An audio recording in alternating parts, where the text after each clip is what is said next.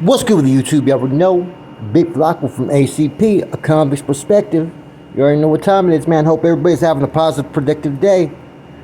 About to get to this video, but before we do so, hit that like, subscribe, comment, do everything you can to support your boy, and hit that bell notification for future fire content. So it's been announced, Rico 2 Smoove is going to be on none other than No Jumper. This story is getting good, okay? You've had Lazy Boy, which was kind of like an introduction to having their first really northern rapper on there. Then you had Bands, who's just has a whole different type of stilo and vibe to him. And now you have another one of the top rappers, I feel, from Northern California being Rico 2 Smoove. Now, I've heard Rico 2 Smoove in other interviews, and he presents himself really professional. He articulates himself well, and he really got a good head on his shoulder. He's very intelligent, you know, and he got a good vibe to him. He's very humble. So this No Jumper interview should be interesting because I think he's not going to be afraid to speak and say what he has to say. And there's going to be a lot of stuff about lefty gunplay and all kinds of other incidents that are going to come to light that I'm sure he's going to share and not be afraid to speak on.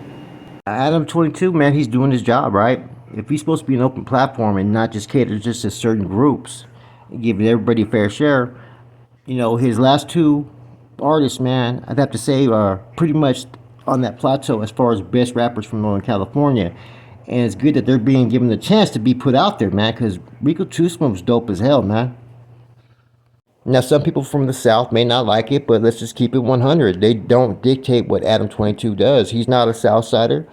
He's not a Southside associate. He's not a Southside resident. He's a businessman. And, you know, there's a lot of things I question, you know, his morals, his ethics when it comes to certain topics, right? Or sometimes I do feel like he be pressing certain issues that are stirring the pot. But at the end of the day, he can do that. He's the media. He's basically a journalist. So you're supposed to ask those questions. It's not supposed to be always an easy show just to cater to the person that's doing the interview. You got to ask questions that sometimes may cause some issues, right? But you also got to tread lightly as well because you're talking about gangs, prison, and whatnot, and overlapping into the rap scene. And there's been a lot of, like I said, a lot of shit's been sparked recently, man. So he's going to have to ask some of those very sensitive questions, right? But I still hope he treads lightly and realizes the repercussions that could happen if he asks certain questions that maybe, you know, incites violence or incites more conflict. At the end of the day, people are either going to be receptive that Rico 2 Smoove came down for an interview, or they're not going to be receptive. But I think it's a good timing. Especially with Baldacci, you know, doing his things with Gold Toes. I've seen Rico 2 Smoove do certain interviews, right? And he explains why he's done certain reactions and kind of like diss songs, right? And they've always been in reaction to what others have done. It hasn't been him trying to stir the pot, it's been others. I think it's important that people start realizing that when it comes to rap, music, movies, whatever it may be, these are legitimate businesses. These are business being ran by businessmen. And ain't no gangs or prison gangs supposed to have any type of, you know, interference or influence, you know what I'm saying, when it comes to the business side of how these, you know, big corporations run things, you know. Otherwise, if they do, a lot of people are going to lose chance at those deals, okay? So let's get that out the way. So whether one's doing an interview down south, up north, it shouldn't matter, okay? People from down south need to realize that that's Hollywood. That's where everybody goes to get their name spread out there. And that Southside rappers have that basically in their backyard every day. Northern California, you really don't have that in your backyard. So of course they're gonna fucking cater to going down south and to doing those interviews. Those doors have been open, okay? They're gonna jump in there and do what they do. And nobody should be mad about that. This is business.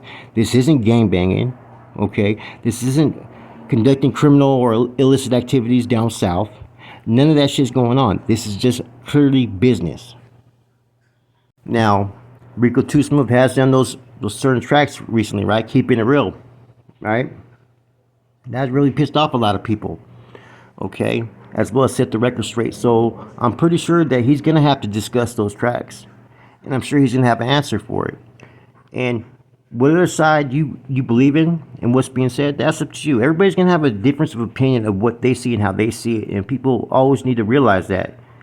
It doesn't mean that there's always hate, but sometimes a lot of the hate is what stirs people's opinions, and people need to realize that these artists, they watch the comments, they watch what other rappers say or other podcasters say, and when there's a lot of disrespect or a lot of misinformation, people are going to react to that.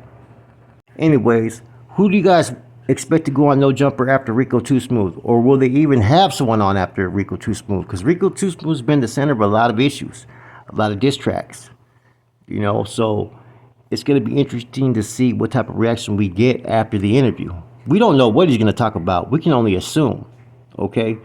Now, after Rico Too Smoove, I think Big Tone would be a good one to have on there, of course, right? But there's two artists I think that they should have on together, which would be BFD and Casper Lokes. These individuals could talk about, a little bit more in depth about certain things, the rap music, rap scene, and being in prison. Now, there may be certain things that they can't answer due to politics, but I think if you know, you know. These individuals would probably be the best individuals on there to speak and could explain a lot more about what's going on without having restraints about what they can and can't say.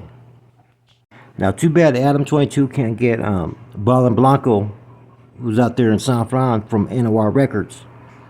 He's out there in Mexico from NOR Records. He's from San Fran, though. That would be the man to get, most definitely. Now, I wonder when Adam 22 No Jumper is going to start having some of the podcasters that were previously in prison gangs and gangs on his podcast, right? I mean, he's had all these other cats, G-Face and whatnot, Swifty, and other cats that maybe you want to question why they were even on there, right? Like I said, people sometimes only get to hear one side of the story on some issues, and I think that he needs to be open to letting anybody on there, regardless good or bad, to be on there to present their stories, their lives. I mean, if you have Wes Watson on there pushing all that fake bullshit, you should have some real ones from the past that maybe they're not active today, but at one time they had a lot of influence out there in the streets and in prison. Anyways, we're going to see what's going to happen with Rico Too Smoove, man. Just got this information, so I'm posting a real quick video. Hope you guys all have a positive night. Hope everybody has a positive week. I'm gone.